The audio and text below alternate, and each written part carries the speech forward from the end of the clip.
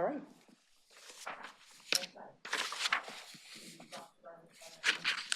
I think the next conversation was really about, oh, the last thing I want to say on that item is that we did do, to Jack's point, when we used this building as a benchmark, I want you to know that we did take the cost of this building, which was originally estimated at 276, and it did come in at 266.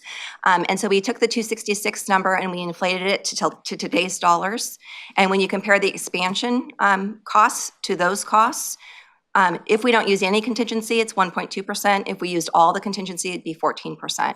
So that was our validation to make sure that we are building something similar to what we're in currently. And so I think that's an important point to make, is that we did take that next step just to make sure that our costs were in line. Okay, Giselle? Parking. I I know. We talked about parking. I mean, we could. I mean, it's at the floor. There's not much additional to cover on parking. The only thing that I will point out is that right now we do have fewer parking spaces than staff. And with the full total parking structure, we wind up with spaces for 1,500 vehicles, and our full estimated occupancy will be 3,200. So that's a ratio of about 2.13 spaces or occupants per space, and that's not even accounting for public use. So does that include the leasing? That does not include the leasing. That's a different scenario. Also that we were questioned about what was driving the cost of the garage. And we did want to point out that one of the big cost drivers is the shape of the site. That has a lot to do with the exterior costs as well. It's inherently less efficient, so we're not going to be able to maximize the number of spaces in that shape. Also, we're screening the outside of the garage, so there's more material required. There's a higher quality of material required on the outside of the garage. And the infrastructure requirements for the garage when a building sits on top of it are just more extensive. We'll be required to finish the bottom side of the building between the upper deck of the parking. So there's more materials. And we want to point out that if we removed even one floor of the parking garage, the first floor of the building would look into the existing parking garage. And it would increase actually the cost per stall to remove a floor of the garage. And then if there's any questions on that, the next is Z&E. So the board asked staff to explain zero net energy objectives for the project and delineate the existing mandate from CalSTRS progressive practices. That's a hard one. While CalSTRS is not mandated to follow the current executive order for Z&E buildings, it's important that we build with a forward-thinking assessment of what building energy mandates may be required in the future. There are many ways to achieve Z&E, but there are limited programs available to CalSTRS as a Pacific Gas and Electric customer. On-site energy production is the best value solution when considering the cost savings, risk reduction, stewardship, and benefit to occupants. The CalSTRS project is intended to produce a minimum of 1.5 megawatt renewable energy through on-site photovoltaic panels. Although the upfront costs are higher than a conventional construction, the payback period for this expenditure is about 10 years. CalSTRS will benefit over the 30-year life cycle of the proposed expansion from future operational savings of as much as $1 million a year in today's dollars. 9 other state projects are currently generating more solar energy than we have planned for the expansion alternative. These locations were secured through power purchase agreements where a third-party energy provider installs panels on the site and then sells the power back to them at a guaranteed rate. CalSTRS will achieve a greater cost benefit and risk reduction possible through the ownership of an on-site PV system. What is truly innovative about the expansion is the approach to energy management and building design that responds to an energy consumption target. And the holistic approach that the integrated team is using, designing in 3D with concurrent partnerships between the designers and the construction team, will ensure that this proven method is successful for CalSTRS expansion. That's it on Z&E. Any questions? Paul, yes. Yeah, so, Joy raised the question earlier about the fact that the O Street project has more space per employee.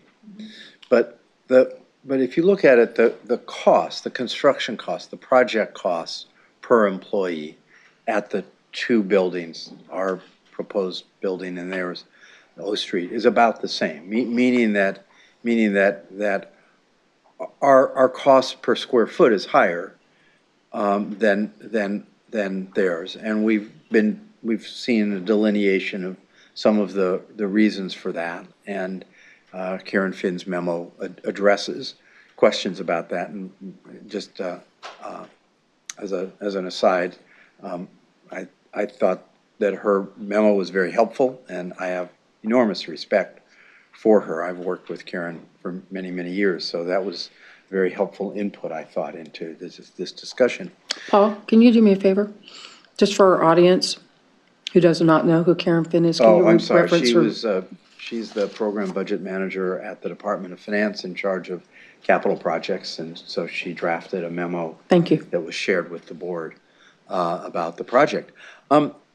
So what I'm trying to understand is why the cost per square foot is higher, and how and while I think we've seen in Karen's memo a lot of the explanation as well as in the staff memo. I'm trying to understand. It seems to me that a lot of that is an investment into having lower operating costs, and I'm wondering whether you've done that analysis or can give us some general sense as to how much of that additional cost per square foot is an investment because the ZNE is going to generate electricity so that we don't have to buy it. Because if we look at the comparison of the options, the operating costs for our own building is much lower than operating costs if we buy something or well, not if we lease. That's a different story. So can you give us some flavor on that? How much of that additional cost is really an investment into lower operating costs in the future? Well, we talked about the cost for the solar panels. The PV is approximately $10 million, depending on what our final solution is. And we're looking at about an 80% savings in our energy costs over time. So right now we're spending about $1 million a year on energy. So, that's a significant piece of our operating costs. In the financial model prepared by JLL, they predicted an 80% reduction in operating costs. There's also an increase and I think Lisa had it in her explanation, there's an increase in our investment in the outer shell. So we have a higher performing exterior. And we also invested in more efficient mechanical systems because we're working on that on-site energy production and reducing our overall energy demand for the building. So, all of the elements of the building are integrated into that goal of achieving a lower energy consumption, from just the building massing being built out of concrete to, the shape and the daylighting, et cetera. It's all working together. It's really hard to pull out one piece and say that piece is the piece that links to the lower operating costs or the investment. I think the other thing that is driving the cost too is that we're putting in enhanced acoustics. So we're looking at daylighting for staff. We're looking at thermal comfort. And those are all kind of a progressive certification type system. And it's not that I'm saying we're going to get certified in this, but it's well buildings and making sure that you can complement energy performance buildings with interiors that actually support the productivity of employees. And although there's probably, I don't know how many well-certified buildings out there, there's expectations about productivity increases. And so when we moved into this building, I would say that, underfloor air was new, LEED certification was cutting edge. That was 10 years ago. Now, if you build California, building codes, if you just have to build in California, you're going to get LEED Silver without really even trying, just because the codes are so stringent. And so I think what we're trying to do is we're trying to look at how those kinds of relationships between employee productivity and a building performance can marry each other. And again, it's an opportunity for us to build a building for 30 years, and we want to make sure that we incorporate some of those facets into this building. Thank you. Yeah.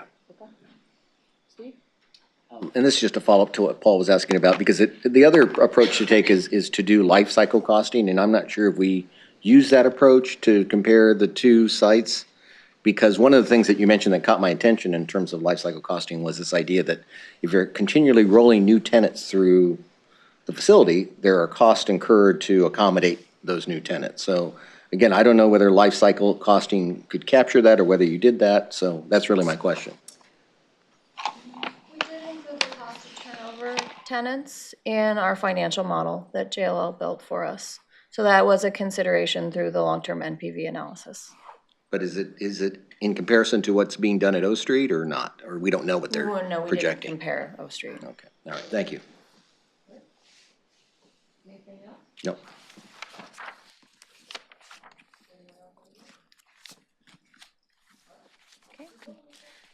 Next I up think is Giselle's up still. changing nature of work. So the board asked staff to review whether they had appropriately accounted for the changing nature of work and their growth assumptions.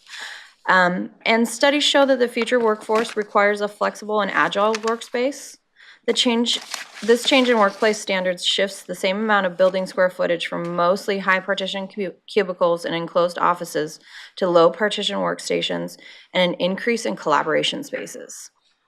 With that said, even in the decline of dedicated on-site staff, those employees will still require space needed to work in the office when appropriate. While we know that traditional office functions may change in the future, exactly how is still unclear. CalSTRS currently has 7% of staff teleworking, but most still report to the office at least 2 days a week. Based on the collaborative nature of CalSTRS operations, face-to-face communication will continue to be the primary way CalSTRS conducts business. Our strategy to minimize the risk of these workplace unknowns is to prepare for ongoing change in our facilities. Accordingly, we've incorporated the following items into our strategy for expansion.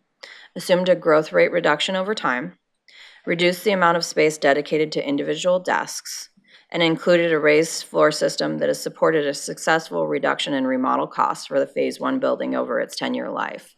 And that raised floor system that we have here is one of the key points that allowed us to do the optimization project without a big construction project, because we were able to reconfigure furniture relatively simply. And we're going to employ that same strategy if we do expand here. Providing a flexible, more mobile environment with more collaborative space and reduced individual space is consistent with workplace trends. If there's any questions. Karen? I've often thought about, this part worries me a little bit because we're looking at a crystal ball and seeing what the workplace would look like in the future. It kind of reminds me of the Jetsons way back. You know, I'm old enough to know who the Jetsons were, some of you may not. But, you know, the things that they did at that time are kind of what we do right now. And I remember being in an investment committee hearing, and we talked about the future of the investment committee staff. And the term "follow the sun" kind of sticks in my memory. So how is that going to be incorporated with the investment staff? And there'll be people coming in early in the morning, in the middle of the night, to work what we term as middle of the night, but wherever they're working, it's going to be the daytime. So just wanted you to speak to that.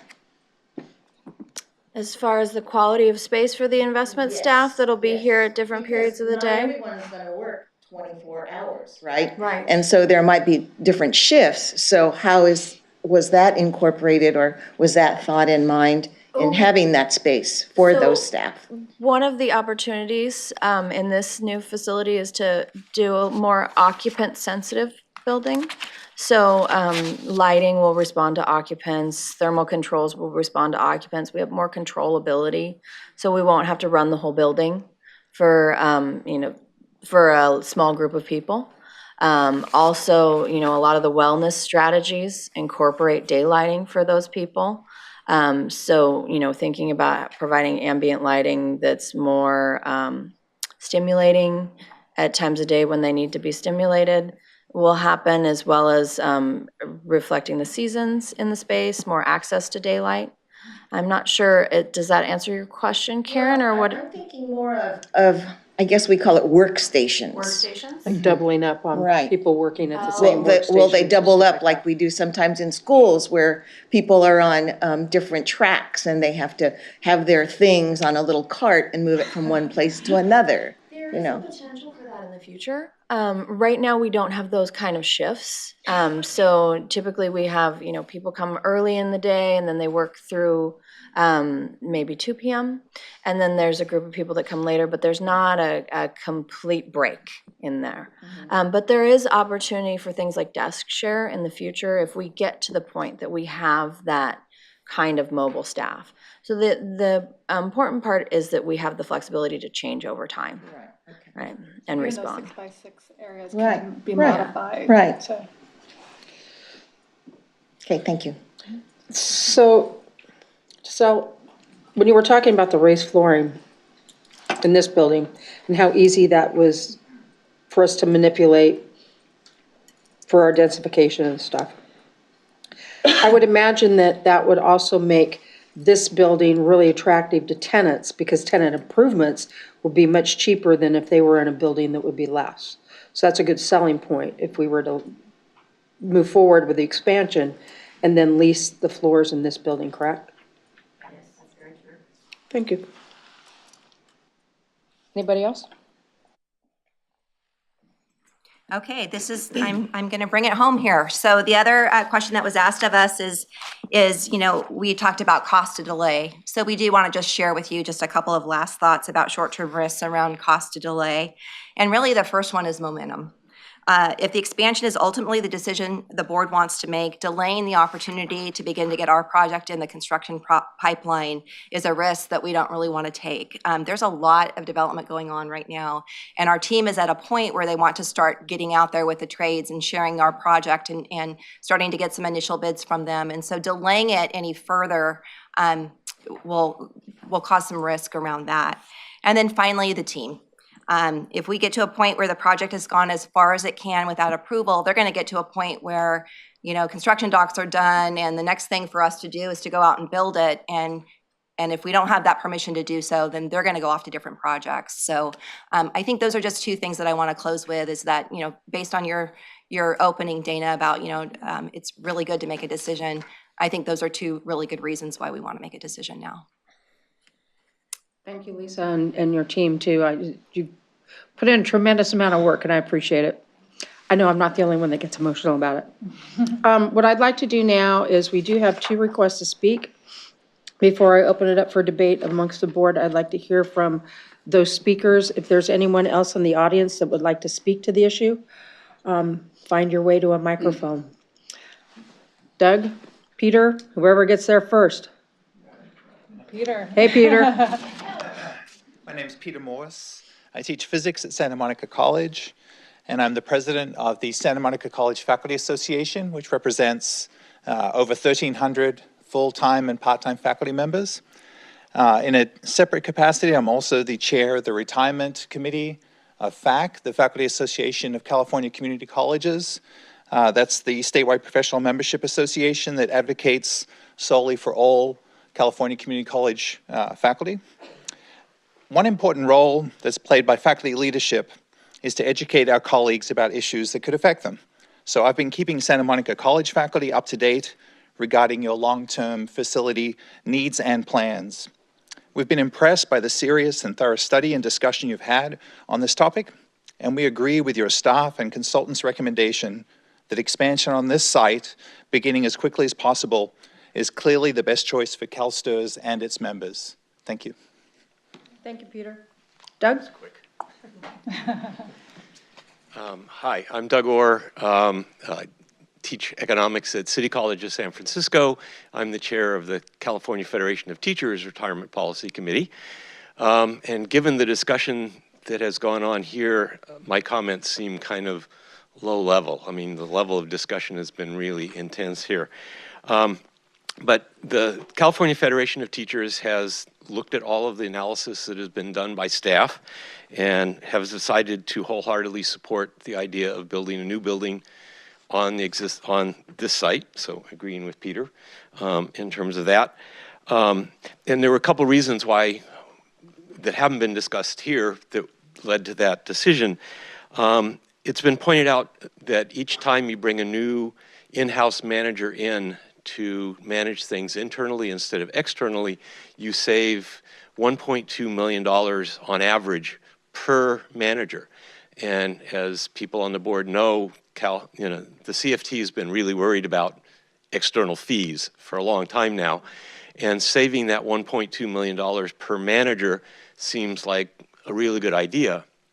And if you hired just 25 managers, that comes down to $30 million a year. And that means if they work here for 10 years, you've paid for the building just in the cost savings on the managers. And that seems like a really good idea. The second thing that CFT is always worried about is ESG issues. Most of the time when I'm standing up here talking, I'm talking about something that has to do with ESG. And one of the things about bringing management in-house is that it increases the transparency and the flexibility of dealing with ESG issues. And so having the space to be able to bring more managers in-house also seems like a really good idea just from that perspective.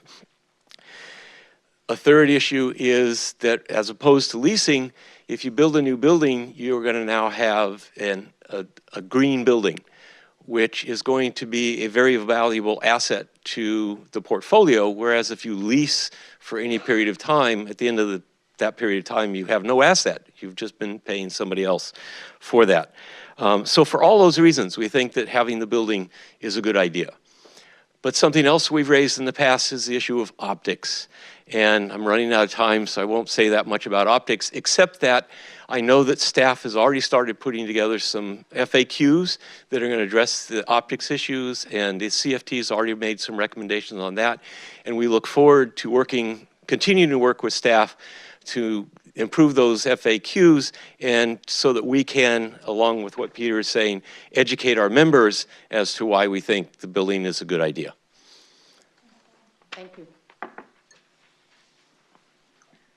Susie Chow, UTLAR, and I'm standing here in support of my brothers and sisters to build this building and to build it after hearing all the analysis that has been done.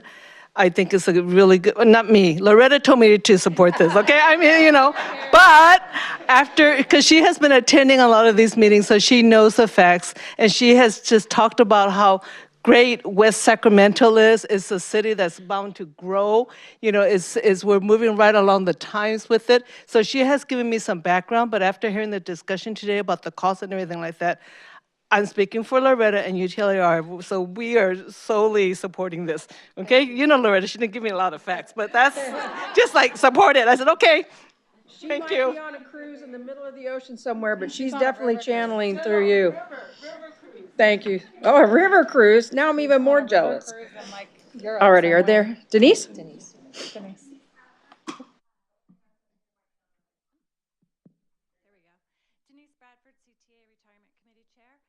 I just wanted to me too with everyone else and let you know that the main concerns at this point in our retirement committee is let's not waste any more time because things are getting more expensive, and they were all very happy to have the investment in a new building. So thank you. All righty, let's open it up to the board for discussion. If you want to talk, if you'll chime in. Sharon, I have you first. Let me get you in. One question I had was, because I wasn't here with the first building, my understanding is that there was a couple of board members that provided some kind of, I was thinking of Steve's questions earlier about cost and just sort of having a couple of board members that are not too in the weeds, but sort of are providing a little bit more. They went through the budget every month, actually, with us. Okay. Very carefully. So we would continue that practice with the expansion, I assume? Yeah. Okay. I think that would be the next item for consideration from the board, actually, and we would be doing that at our January meeting, Jack, Lisa? Yeah. Having that conversation. Do you want to tell the board, and there are people in the audience that don't know what that was? Do you want to just mention it now on behalf? Seems we've mentioned it a little bit. Go ahead. Go We had a ahead. variety of mechanisms that we used after the board gave the green light to the overall budget. One was, did you say so? No, oh, I'm sorry. One was that the board chair and the investment committee chair, they chose. And the one gentleman had some experience in construction as well. They were appointed to really work with the staff and receive the budget reports every month. And these are highly detailed reports that are they'll be done by Ridge Capital for us every month. Go through them. They came on the construction site when construction actually started, and they reviewed the major decisions that were being made. We also added an internal audit from now Larry Shop as a different chief auditor at those times, and we added a controller too, if I remember right, to the expenditure. So we're gonna, there's an awful lot of money that gets obviously expensed out on these kinds of projects. So we'll have to work with Julie on whatever the right accounting mechanism she would want for the project this time around. So it's not just from your oversight level, but we would obviously increase our own internal oversight given the nature of the project. But that worked very well. And then we also did monthly, every time we met as a group, you know, again, I gave a formal report to the whole board as well as feedback from the chair and the vice chair. So the whole board received a written report. You had 2 board members on the ground looking at the budget and making sure that it was representing the board's interests. All right, thank you. With that consideration, I would like to go ahead and make a motion. Sure. And that is to move the staff approval that we approve the construction of an expansion structure with a cost not to exceed $300 million using tax exempt bonds. Do we have to be specific as to tax exempt leased revenue board? I don't think so, given certainly Michael's comments before. I think that there is additional work Okay, to be done. I think Super. the request is to start with Thank you, the Brian. overall budget. all right, so Sharon has put it out there as a motion. Is there a second? Second. Okay, it's been seconded by Paul. Do you want to speak to your motion anymore? I think it's all been. All right, Harry. So, thanks, Dana. So, I want to, I'm going to support the motion, but I'd like to explain why I'm going to support the motion, if I may, Dana. Absolutely. First of all, I want to thank everybody over the last few years for their work and their effort on this project. It's been taken very seriously. It's been thorough. I want to thank Betty Yee's team and her staff and the suggestions she brought forward as a proposal. I want to thank the Department of Finance's team for the letter that they presented to the board, which stretched my thinking about, especially around oversight going forward, should we have support for this today, including monitoring the budget, as Jack, our CEO, just outlined. I think that's critically important that there's the appropriate oversight. I see Amy, our board consultant here. I think we need guidance as to what that oversight would look like, the level of detail, the independent audit, et cetera. I want to thank the staff for their outreach to the stakeholder organization. Especially want to thank Paul Rosensteel for his brilliant suggestion to pursue bond financing, which would reduce the cost of this project by $55 million. And back of the envelope math, that's more than 15% reduction in the cost of the project. So as my friend would say, that's a boy for that one. That's a good one. The other things that I wanted to speak to was I reached out to staff and I inquired, because I try not to look at things in isolation. I try to see where dots connect and how things are working together. And I asked the staff if they could estimate for me.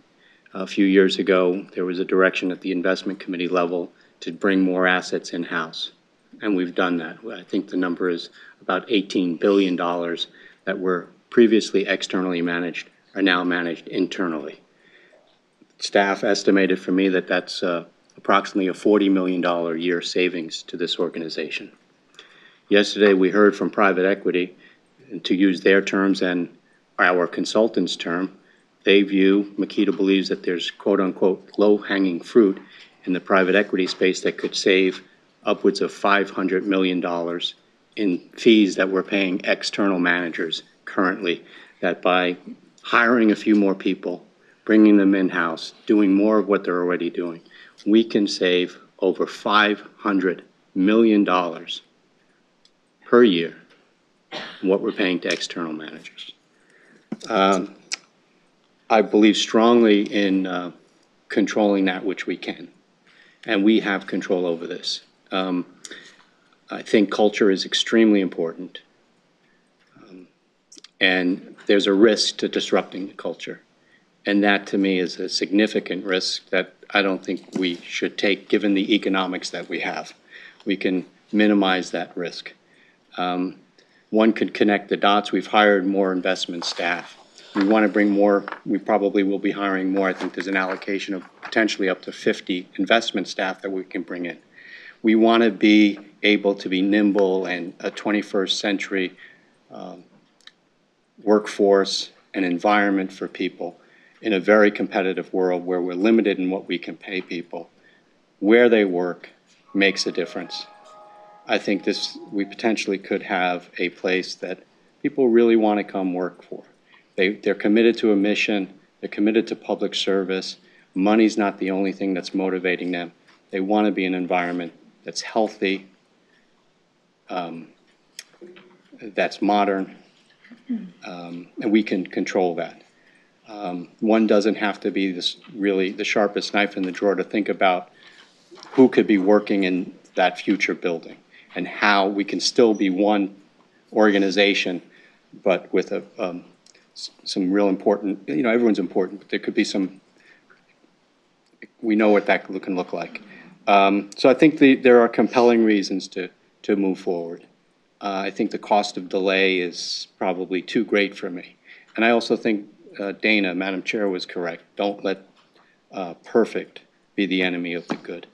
So it's for those reasons and probably more that I support the motion. And I want to again thank everybody and would urge my colleagues for support.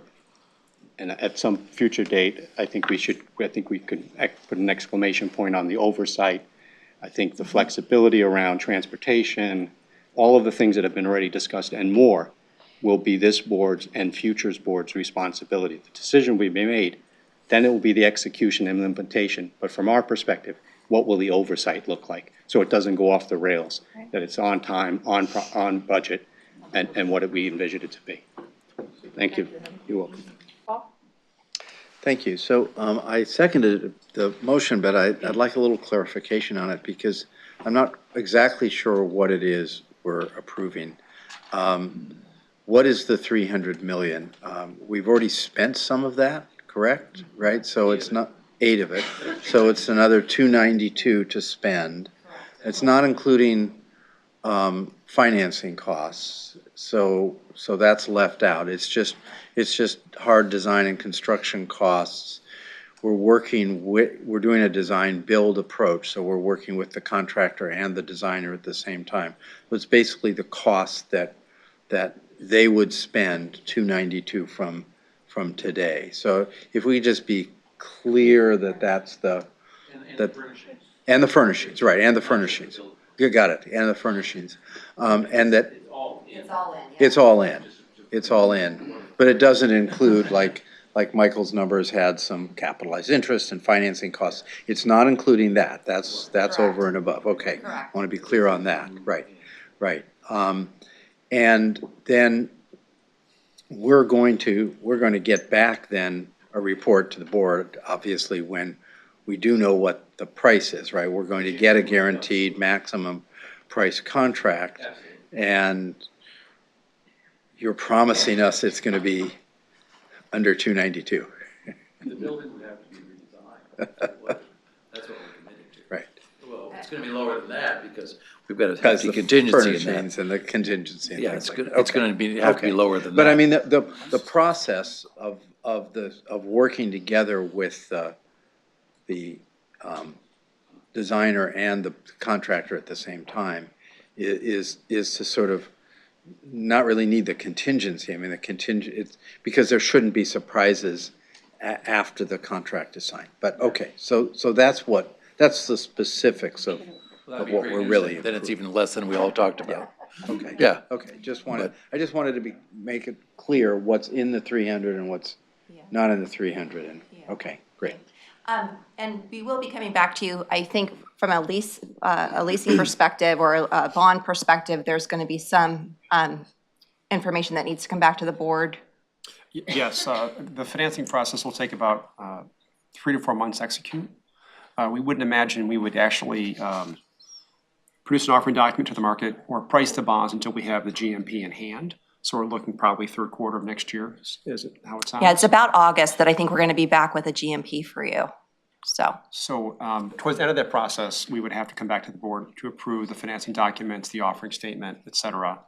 And we'd have a similar process for the issuer, the conduit bond issuer also. But again, there would be expenses immediately for completing the design, Lisa, so. Yes, And so- by the way, Kevin Savali is not here, right? Yeah, he's here. Where's Kevin? Kevin, there you are. So I want to make sure, can we? Can we vote now, no against it because Kevin's involved? I knew Kevin was involved. No, but I'm just saying, from a tax standpoint, can we make sure that everything that we expend between today and when we issue the bonds can be reimbursed in the bond? Yes, we talked about that actually earlier. So far, it's only been planning costs, which are clearly reimbursable. If you start to move toward hard costs, we'd be probably advising you or the bond issuer to adopt a reimbursement resolution, which I know you're familiar with. But yes, that's the intent would be to allow it to be fully reimbursable, anything spent. But taking the action today would allow us to reimburse ourselves. It would enable us to do a reimbursement. Yes. Okay.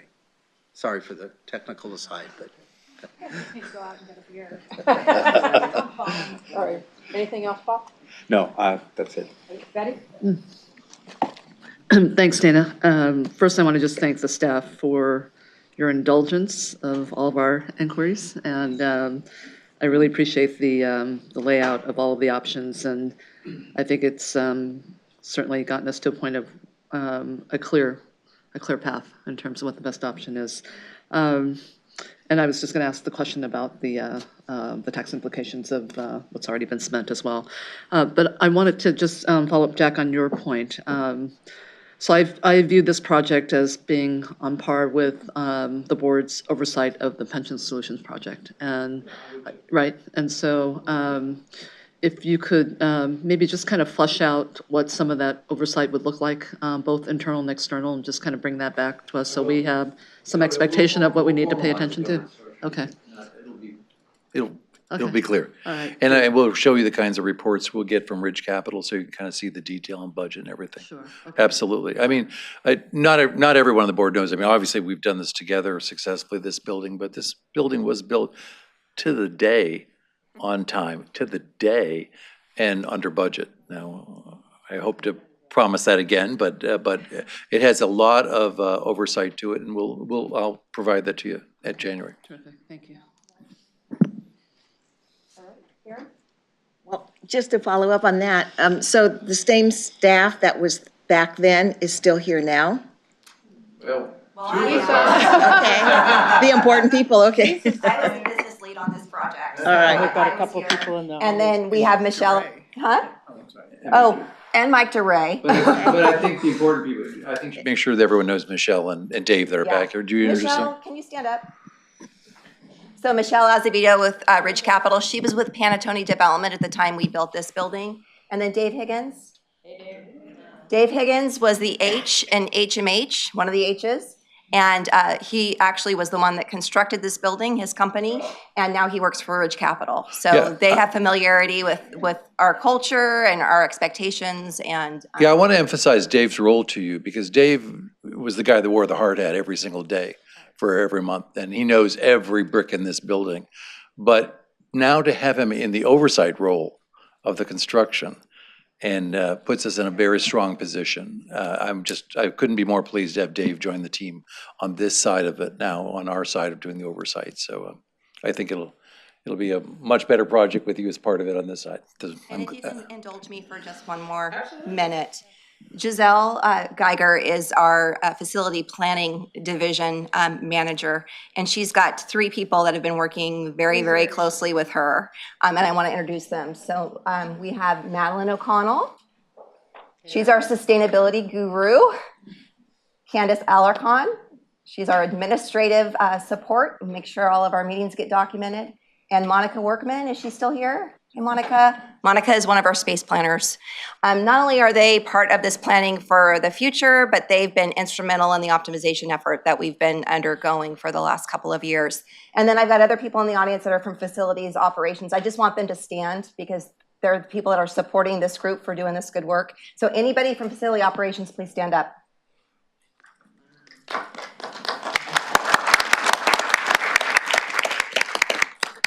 So thank you for that. It's been a long road, so I just want to make sure I acknowledge the people that have helped make it happen. Okay, I just have a couple more. Absolutely. If I could. Okay, so I just want to agree with the rest of the board members that have expressed appreciation for the hard work and a lot of the materials that you've provided to us. And one of the things that kind of still sticks in my mind is the developmental agreement that we have with West Sac. And I know, if I remember correctly, it's supposed to be it ends in 2021. So we anticipate that the completion of the building will go beyond 21, right? Yeah, it's just when it starts. It starts. When the construction starts. So as Okay. long as we start our construction within that time frame. Okay. Am I correct? Charlene's there. She's saying yes. You're actually So we're within the time frame of the developmental agreement, and we don't have to do any extensions or things like that. Okay. And then another thing that, one more thing. Absolutely, you're good. The building is for the members. And so, gosh, I'm gonna get by. We got Kleenex up here, we're good. Okay. And, you know, being a teacher, being a retired teacher, remember at the beginning, I'm like a lot of the other teachers, I really didn't know what CalSTRS was. So now that I've gone full circle, and I know how hard CalSTRS staff works for us teachers. And so I just want to remember that the teaching profession is the profession that creates all others. And so in doing that, I think having CalSTRS be not a beacon or just a big icon, not an icon, but, you know, something that stands for teaching and the profession that we hold dearly. And the fact that we are here, CalSTRS is here for the long run. We've been here for over 100 years and, you know, probably 100 more. But I think it would mean a lot to the teachers to know that their money is safe, their money is going to be there, and the boards, you know, the boards after me will work hard to make sure that that happens. And I think with Harry saying and what we heard yesterday as far as our investment team, building the portfolio that we have, and using the money that we can, and make the staff choices that we can, and make the internal managers that we have available to us, and save that money so that it'll go toward our fund to make sure that teachers have a nice, safe, and secure retirement. So, thank you. Thank you, Karen. Jacqueline? Everyone, I can see through the tears in my eyes. I hate following Karen for a lot of reasons, not the least of which is I hate to break up everybody's love fest.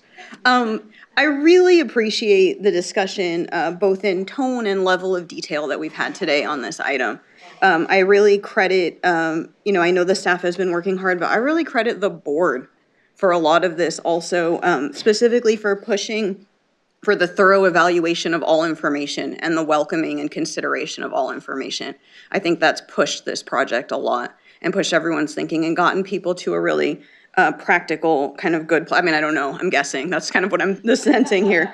You know, I always come back to the principle of being a steward, a good steward of the resources of the fund. Like just on principle. I know we have fiduciary duties, but just as a general principle, are we being good stewards of the resources that we have? And honestly, you know, prior to this discussion, I never got the impression that that's where staff was focused on this project.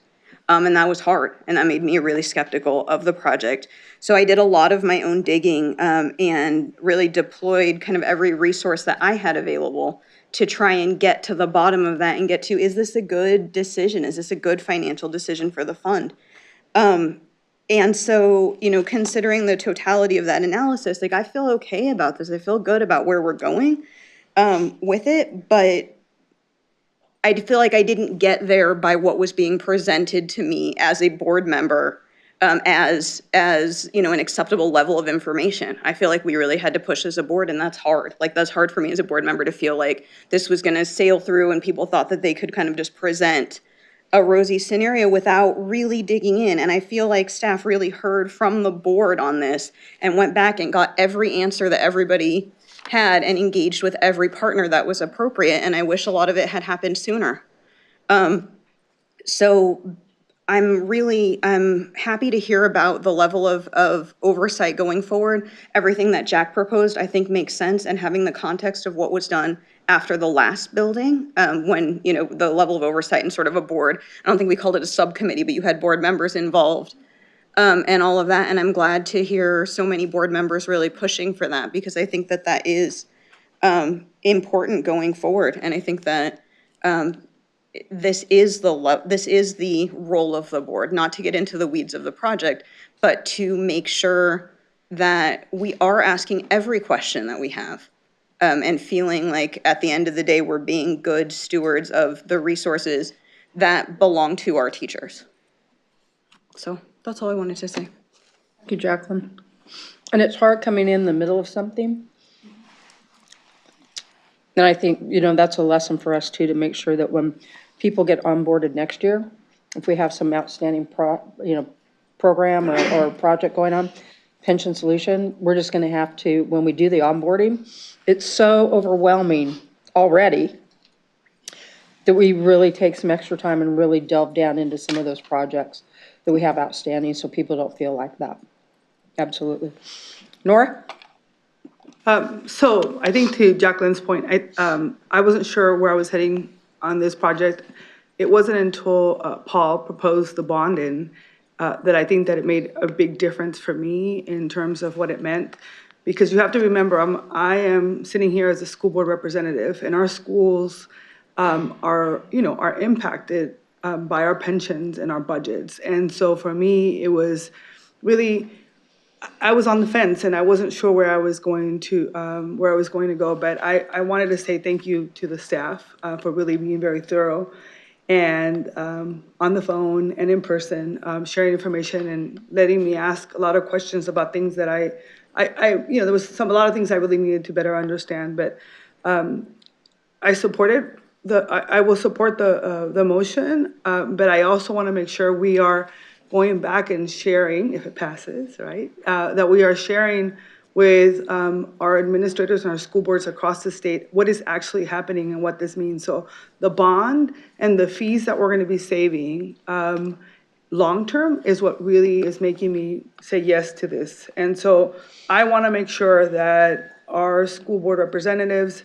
and our school boards understand the why, because obviously this is for our teachers and it is an investment in the long term for our teachers. But sometimes we are all here in the bubble, and the folks out there who are trying to figure out how to manage budgets, how to make sure that we are providing our pensions, that we're meeting our needs on the ground. As a school board representative myself, it's really hard. And putting it on a website is not enough. I think we have to do a little bit more than that to share this information, be very transparent, be very clear. I think we've had very thorough discussions. I think all of us have talked about it, get to ask a lot of questions. But I think in addition to our members, I think our schools need to better understand, and the administrators within the schools need to understand how we got to this decision and why it matters. And I'm looking forward, I was, when somebody was presenting, and I apologize, I asked, so what happens on this concept of the oversight, right? So making sure that we do have these spaces to really come back and say, well, wait, what about this and what about that, and what does that look like? Especially when we have a new board, that people understand how we got here is going to be important to me. So With that said, I am prepared to support the motion, and I also want to thank the constituents for doing all of the work that they did and for sharing their thoughts, the stakeholders, because I think that really matters to me about where they're coming from as well. So thank you. Thank you, Nora. Just one more, Pat, we're almost there. Steve? Thank you, Madam Chair.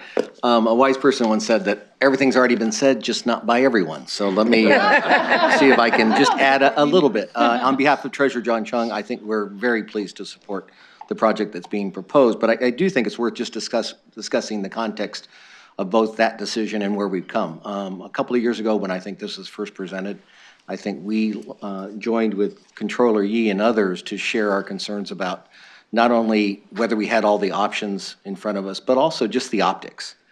And I don't know that you're ever going to get to a perfect point where you completely solve that issue. But I think you can make it easier for all of us, as well as yourselves and others, if you practice many of the things that have been said by this board, and that includes transparency, it includes accountability, it includes looking for ways in which we can reduce the cost even after we've already approved the budget. And so I think if you pursue those things and just work toward that end, I think you'll get to a better place, in particular with the stakeholders. So I think that's very important. One of the things that I did discuss with staff when we talked through this project is I would really encourage you, and in particular through William and Doug and Kevin and others, to work closely with the Treasurer's Office as you develop the bond proposal, because Tim Schaefer is likely to still be there, and so I think he can provide a lot of sage advice relative to the best ways to proceed with the actual structure of the bond. Obviously, you have experts, but I think the Treasurer's Office can play a big role in that, so I would just encourage you to do that as well. And so with that, I'm, again, very pleased on behalf of Treasurer Chung to offer our support. Thank you, Steve. Pat? On the State Board of Retired Teachers, but I do the STRS report, and I believe I really can speak for the Retired Teachers Association in support of the new building, because I think we need a good staff and a very efficient organization to continue to pay our pensions, and we appreciate that. Thank you. Thank you, Pat. All righty, we have no other speakers in the queue. We have a motion before us that the board approve the construction of an expansion structure at a cost not to exceed $300 million, utilizing bond financing. To Paul's point, that it's less the $8 million that we've already done. I think that's pretty common.